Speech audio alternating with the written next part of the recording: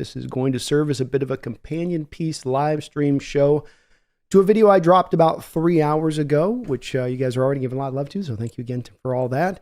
Looking back in again at Byron Murphy, the first round pick for the Seattle Seahawks, selected 16th overall, and looking a little bit at why I do believe, as we stand firmly sitting right here now, believe the Seahawks got the best defensive player in the NFL draft.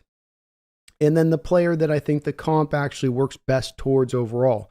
Aaron Donald's been thrown around out there as far as the guy a lot of Seahawks fans want to see, of course, because you've been haunted for years. I get it. The boogeyman's been after you for years, coming up out of your bed. You eventually want to come back and be like, I want my own boogeyman. I want to send him after them under their bed. I get that. But not quite that. Not full-on metaphysical, extraterrestrial, extra-dimensional, whatever you want to call it, like Donald was.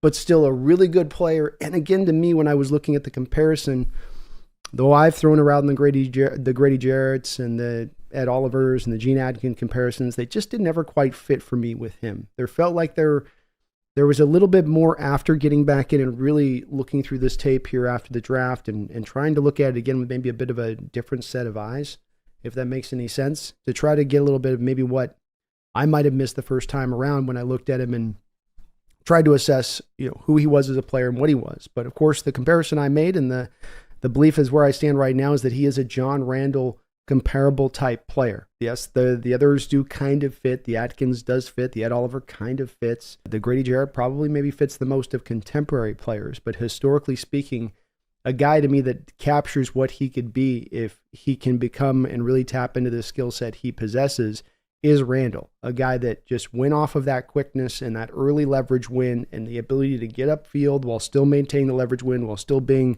really ungodly strong for his size. A guy that big shouldn't be that strong. And all of these are components within Murphy's game. Of course, there's other and more than that when it comes to Byron Murphy as far as the techniques, the moves that they utilize, their level of effort, how hard it is for them how hard it is to kind of stay blocked with them on there. But you looked at, and a lot of Seahawks fans looked at the time when we came out of the draft, this production level, which was sitting at 5 sacks this past season with 29 tackles, 24 tackles the year before with only 1 sack, and then 2 sacks the year before that. So 8 sacks in 3 seasons. Not necessarily, and it's a defensive tackle position, so you always take this with a grain of salt. Okay, it's harder inside to get those sacks than it is to necessarily get them on the edge. And so if you're not seeing that production, it doesn't necessarily illustrate that the player can't get that done at the next level. It's just sometimes tough to do it, especially at the college level where there is so many spread concepts.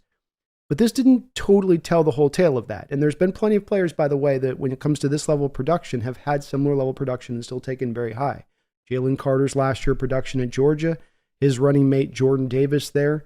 Neither of those guys had insane college production coming out and still were first-round picks. The same with Devontae Wyatt, the kid the Packers took in the first round, also out of Georgia. So a lack of production doesn't necessarily hinder a player or put him into a lower end as far as his upside and ceiling goes.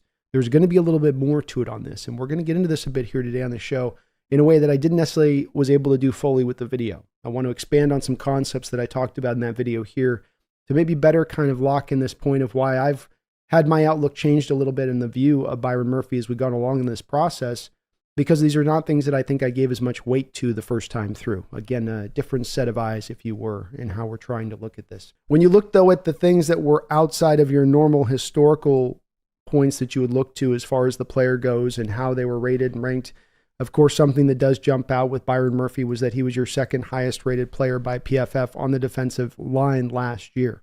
His running mate, Devondre Sweat, just ahead of him at number 1, but they went 1 and 2. So there was something that, for those people that said there's something more beyond just his stats here, with simply looking at, let's say, that one stat and saying, well, he only has the 5 sacks. He's got the 2 the year before. So even as your production this year, how sure are you of that? And the thing that did take a step forward, as you can see here again, in the 3-year period, he's gotten better every single year in his college career by PFF's metric, of course, but 73 to 82 to 91, always getting better. I think that this is an important part of the barometer with him and looking again at his upside, because the player that continually gets better over the course of college, especially a guy that was a former running back to linebacker to defensive line, that as he's showing that improvement, there's reason to believe that that improvement can continue, that that staircase is not stopped there and leveling off, but that you're going to still get some more further steps, in my opinion. First, the guy that's played that position forever and knows already all the little tricks of the trade, that they're topped out as far as the player that they are. The place that did jump out this past year for him, that when you looked at the stats a little bit more, was very eye-opening on this, was though the tackle numbers overall are about the same and PFF registers a little bit more in total tackles to him than the typical stats give, that's PFF's little difference there, but the hurries, a very important component and part of being a pass rusher, is how can you get to disrupt the quarterback? How often can you get to disrupt the quarterback?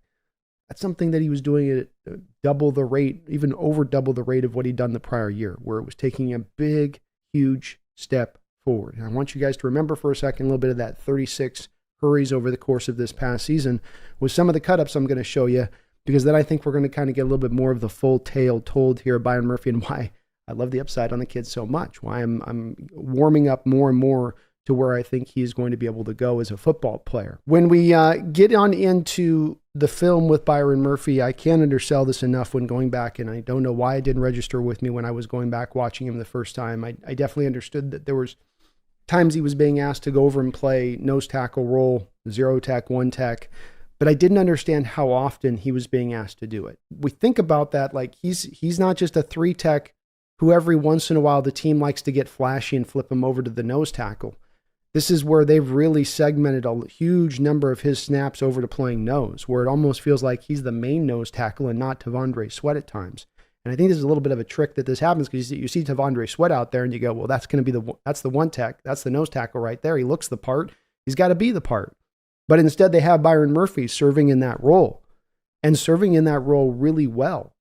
But what does it do when you have to engage play after play double teams, as opposed to what the 3 tech is allowed? And I know many of you guys already know these concepts, but for the layman out there, you have your 1 tech, who also tends to play a 0 tech. These are just alignments on the line when you look at it. But what they're essentially doing is playing usually to the strong side of the play, so where the action typically is going to come. They're going to, most of the time, be shaded between the center and the right guard. Sometimes they can be shaded over the center. That would be 0 tech. But these are going to be players that typically are taking on double team blocks by the alignment of their positioning and by the way the offense is attacked.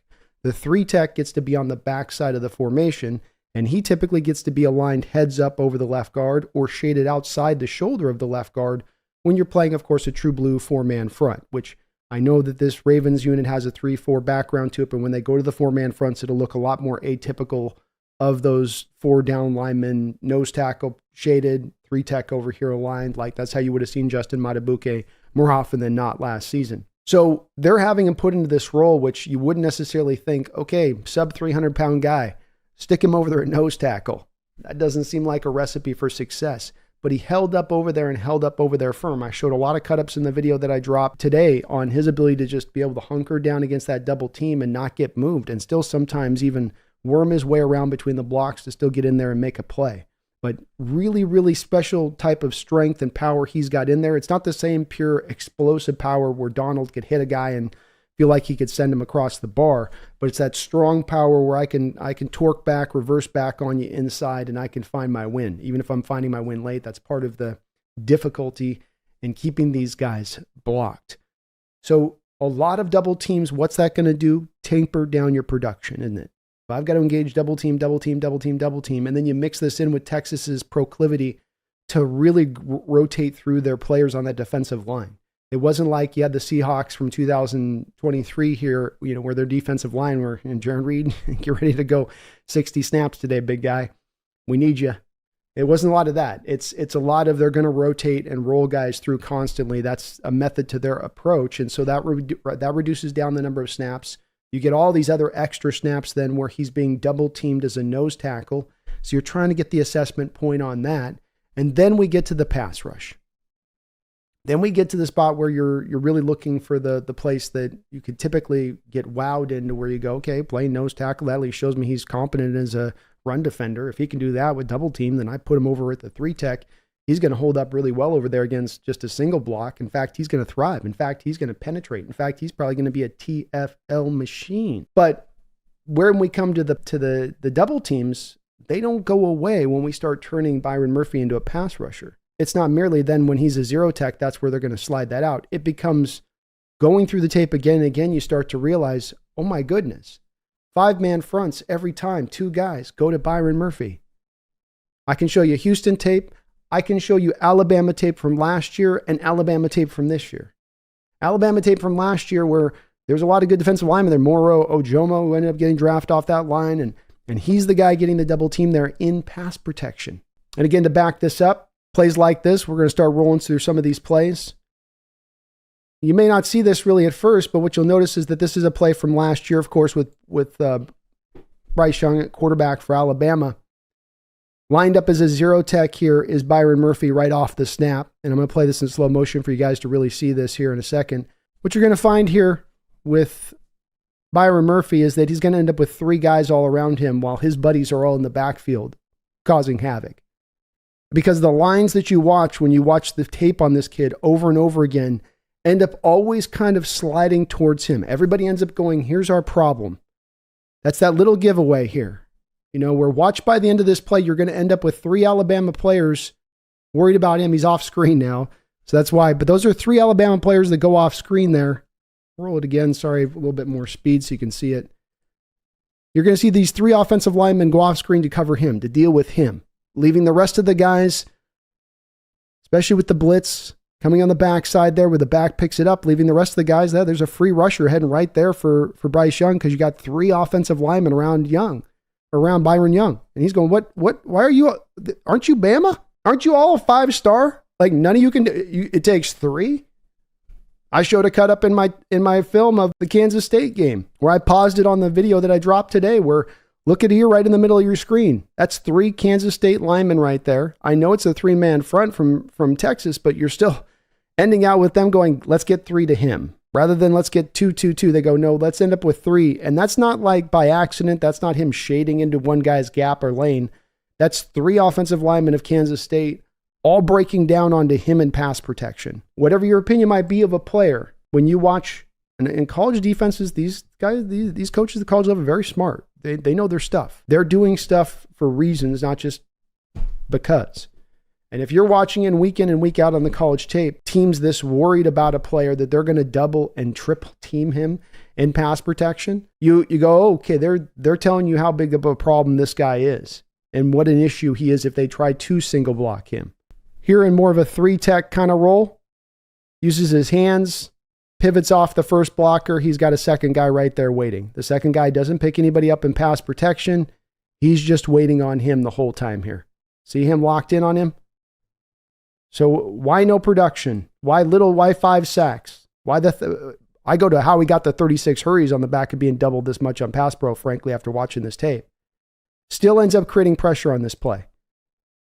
Off of a double team block. And watch the hand movement. Snap. Throw him back. He throws the lineman back to where the lineman, the first blocker, the center just gets tossed. Or I guess it's the guard. Boom. See ya. And then he's pressing right into the next. Off comes the swim move.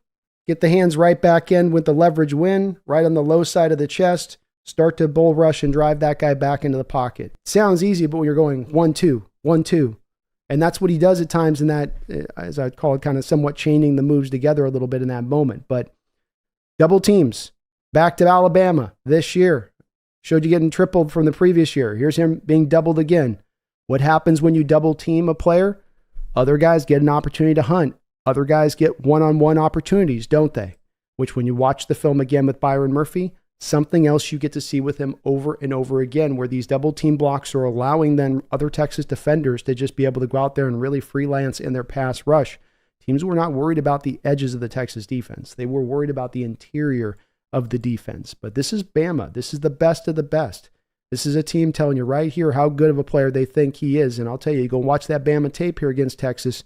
You're going to see him doubled an awful lot. And that's including both last year and this year.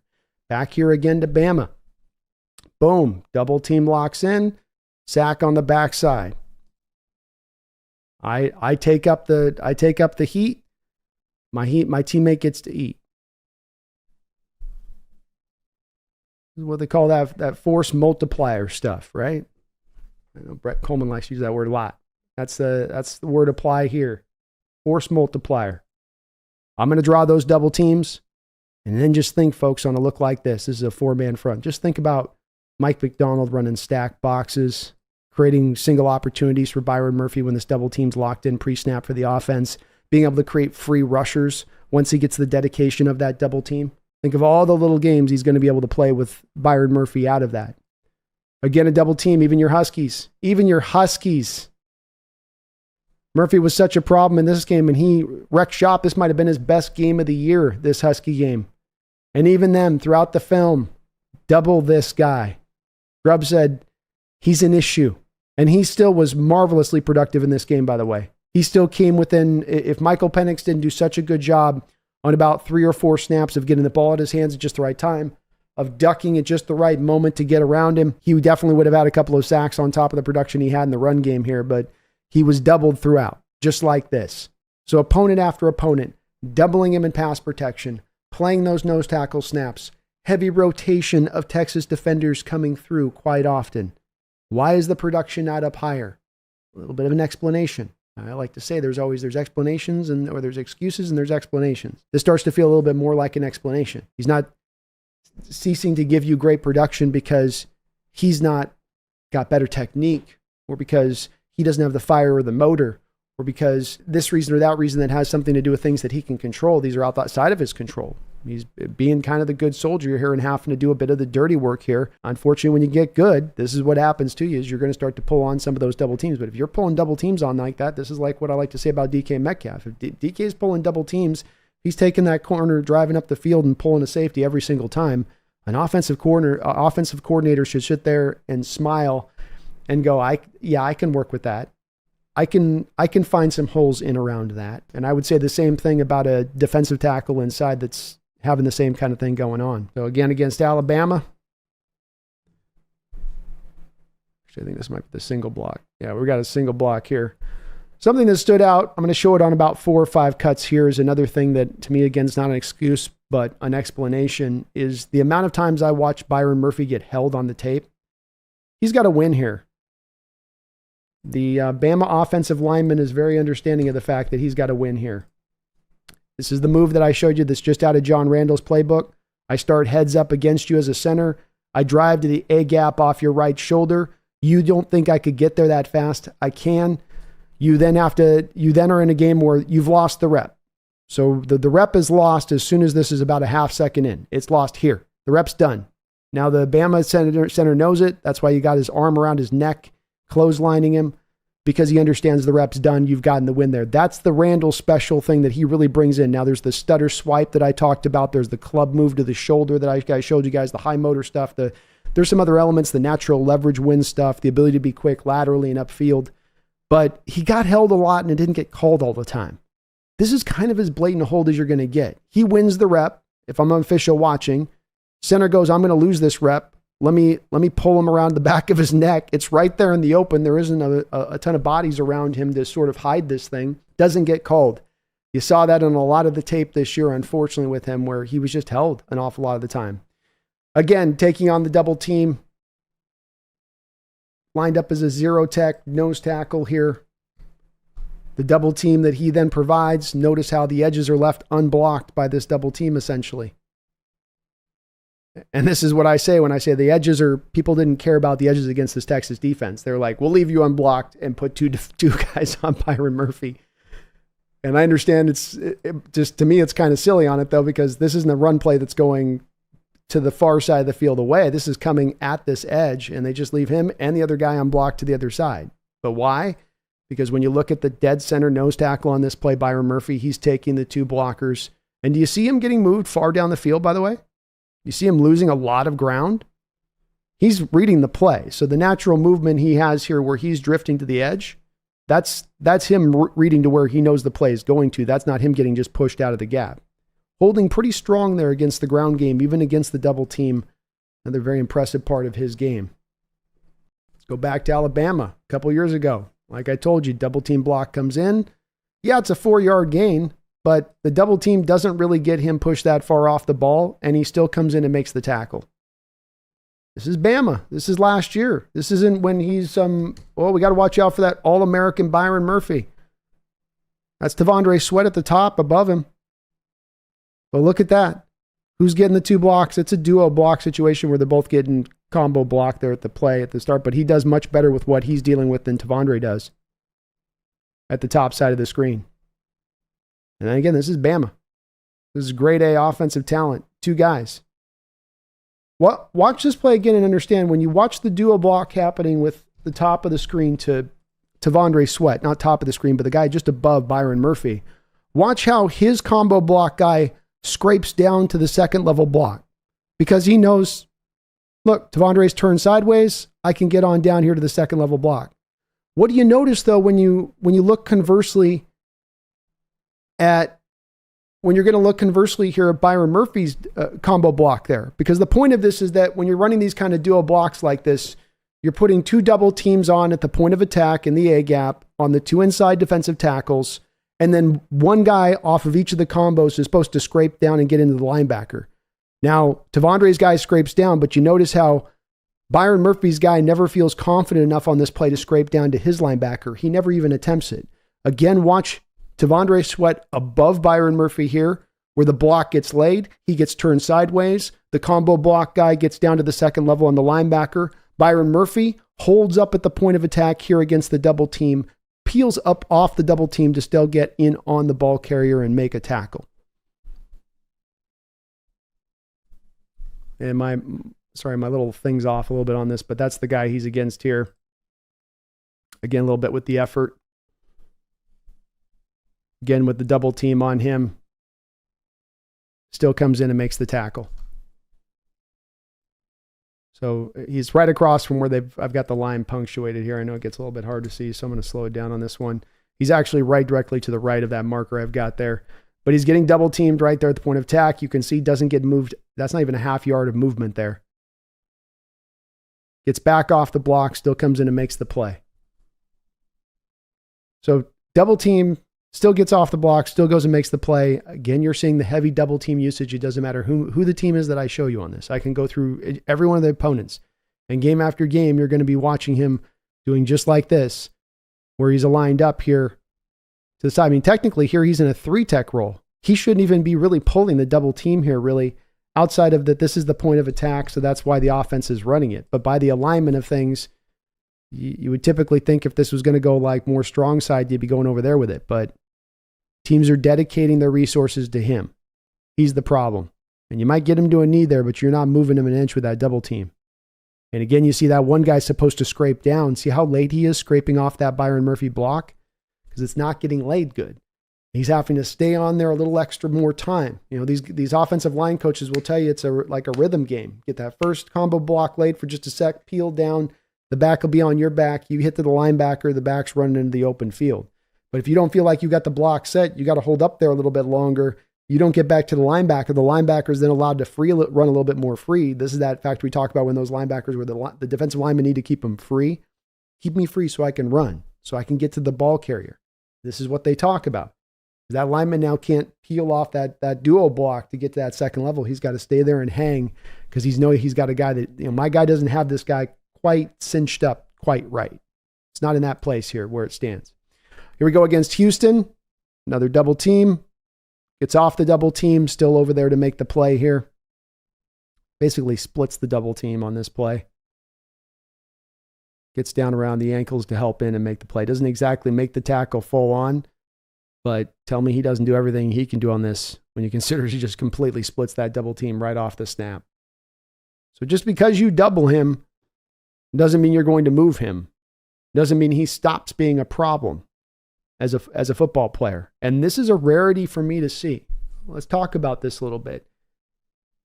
I watch nose tackles year after year.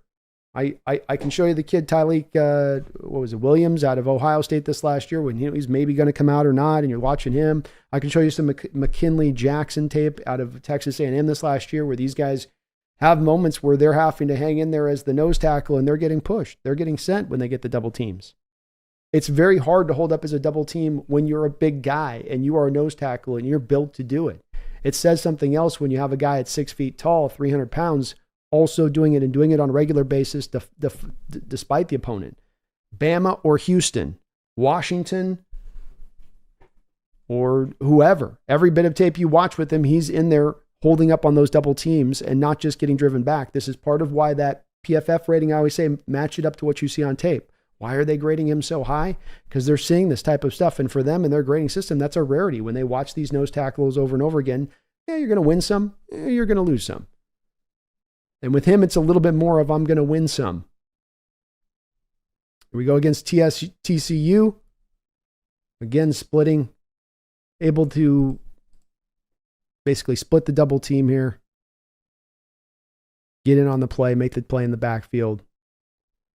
He's too quick sometimes for the double team. It can't get there quite on time. You watch this lineman here, he's just late to get to the play. See, he's trying to block his back. You're a little bit late when you're blocking their back.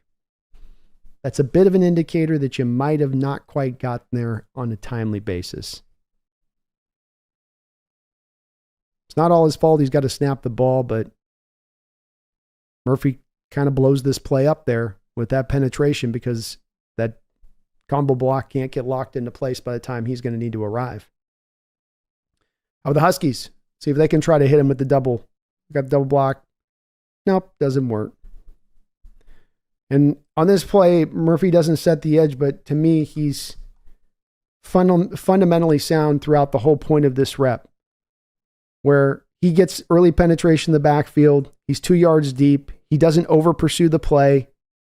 He holds his ground and sets sort of what I'd say is kind of the edge on this play. If you watch it, his teammate just kind of dives into the backfield. He keeps the edge here, where if the far defender who decides to kind of crash in on the play happens to miss the tackle, he can still route this back inside.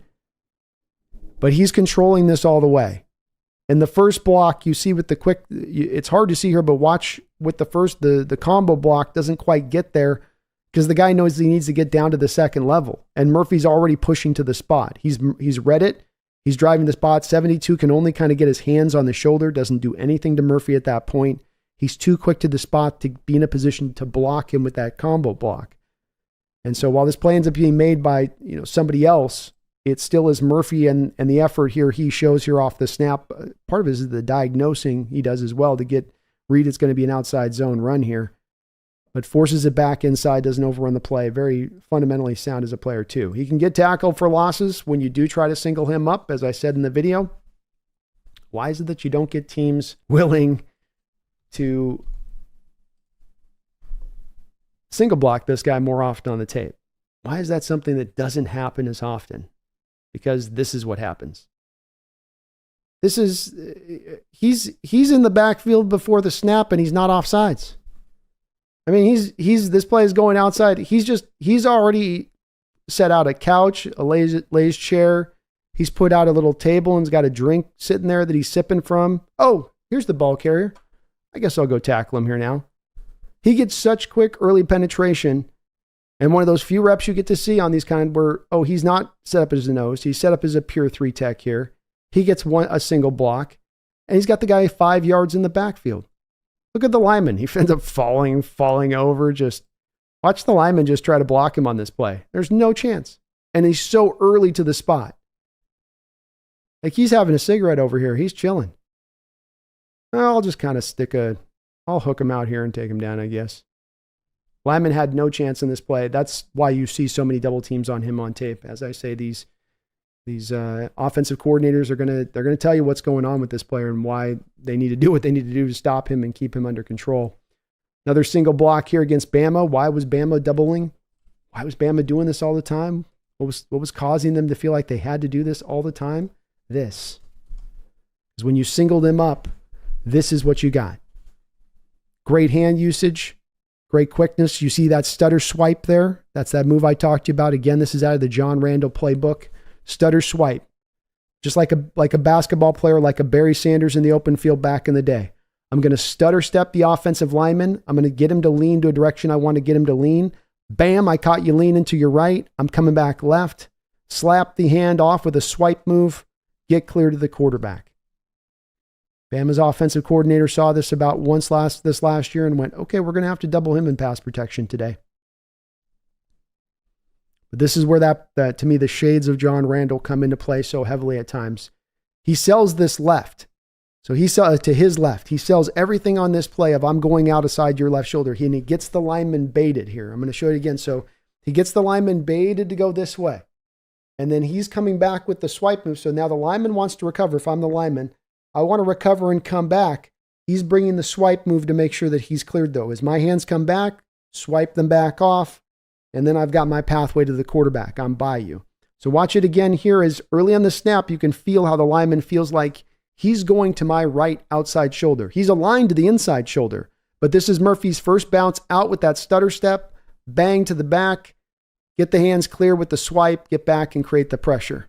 There's like 3 things going on here from him. This is where it's not a simple, easy prospect kind of thing to break down with him, where it's more intricate than just this one skill thing you're seeing him do where you go, oh, look at like a Von Miller, for instance. You watch Von Miller's tape coming out of Texas A&M, it's like the acceleration, the explosion was insane. The dip and the bend was insane. It was just bang, you can see it, easy. This type of thing, because you get so few of these kind of snaps where he is singled up and he does get that pure opportunity to show you what he could do as that 3 tech there. But the stutter step, bounce from left to right, that bounce paired then with that swipe move gets him free. That's going to translate to the NFL level. That stutter swipe move is going to work at the NFL level. I don't know if it means he's going to reach his ceiling for sure on it, but there aren't a lot of guys necessarily able to do that exact same thing as well as it stands where they're playing the NFL right now. That's some guys just don't, those big guys don't all have that pitter patter quick feet thing, right? Can you make your feet go that quick? You know, some of these guys got that heavy footed,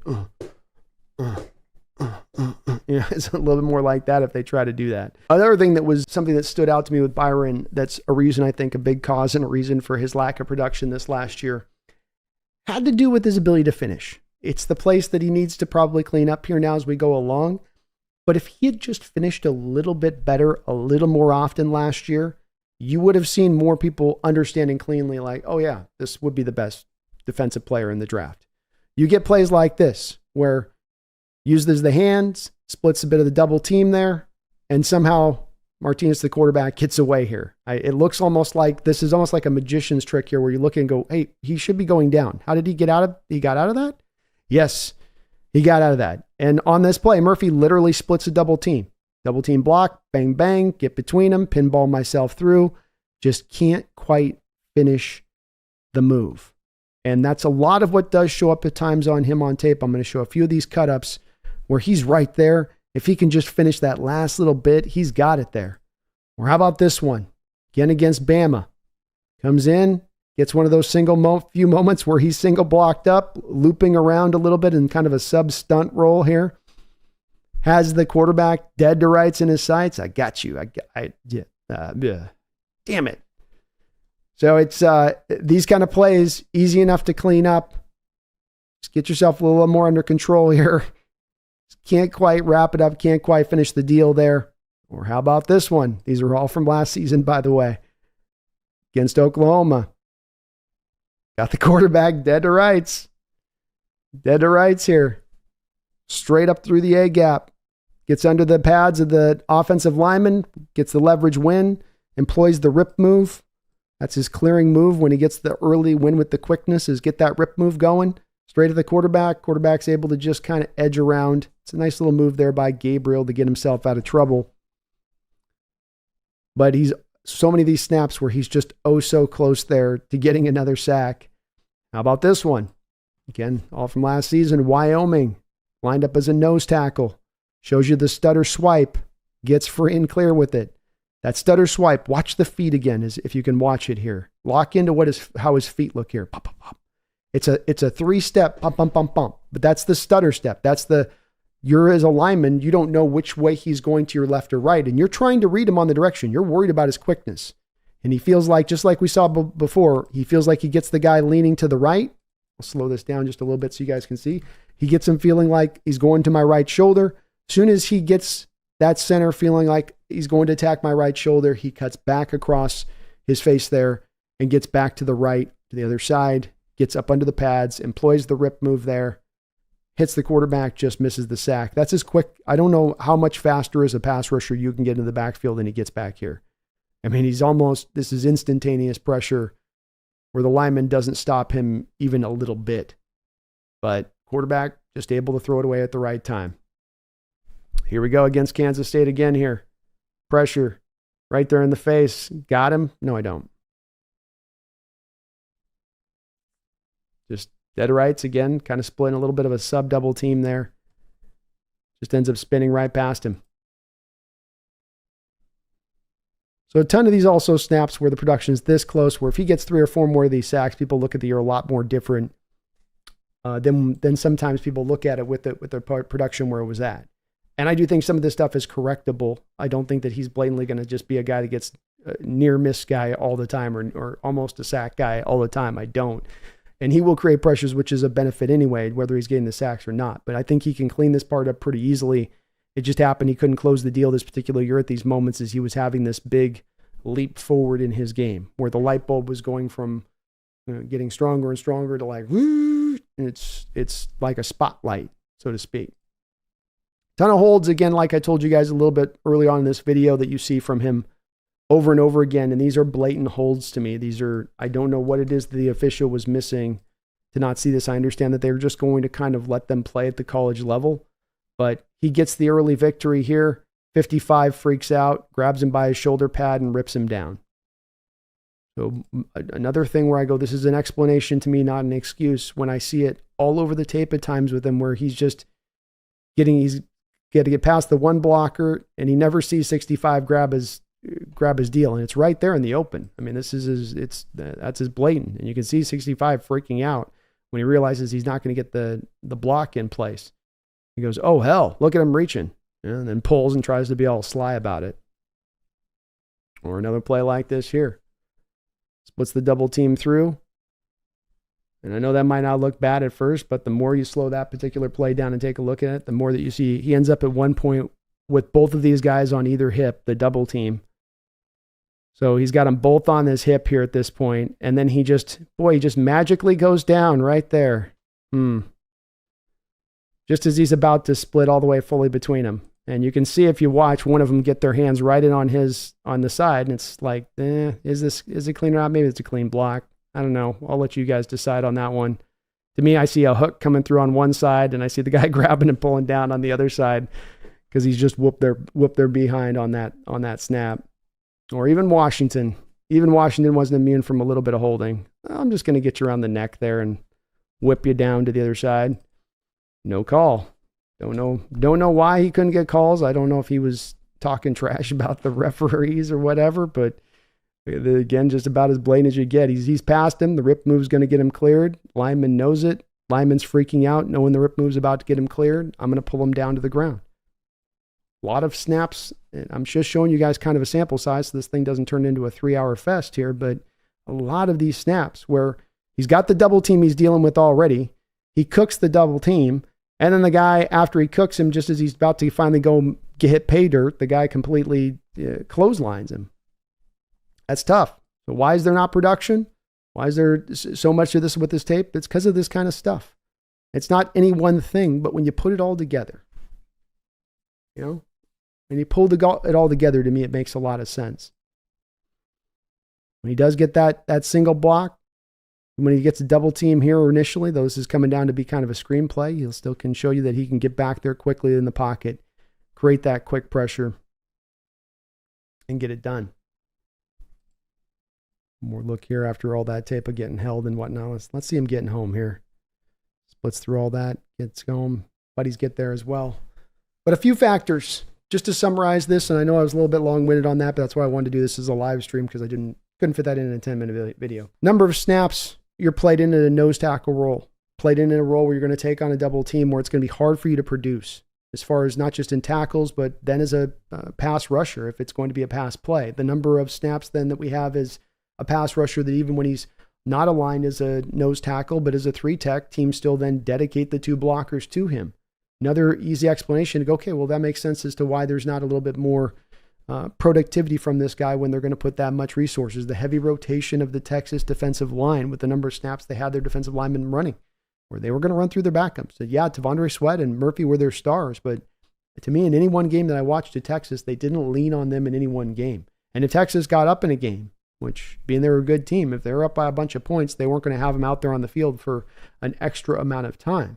Another thing that's going to just kind of reduce down a little bit of the productivity there, why it doesn't look as sensational as a guy like maybe a Donald look, because Donald had insane production coming out of Pittsburgh. It was top-notch all the way along, whether you want to look at the sacks, the pressure numbers, the quarterback hit, all that stuff was really good with him.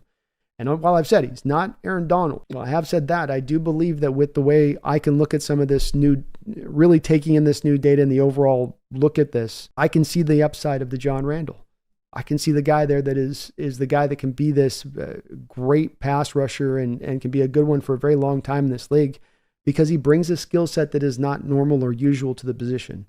Guys at 300 pounds don't tend to be this athletic, this quick. The Donald thing is the thing I think gets people tripped out about with it, but he was next. His quickness was just something that was on a whole nother level. But the John Randall style of quickness, he can bring that into play in my opinion. And that, with what it does naturally snap after snap and putting that offensive line in the pickle of, I'm going to get over to this spot. I'm going to get over this spot quicker than you can get.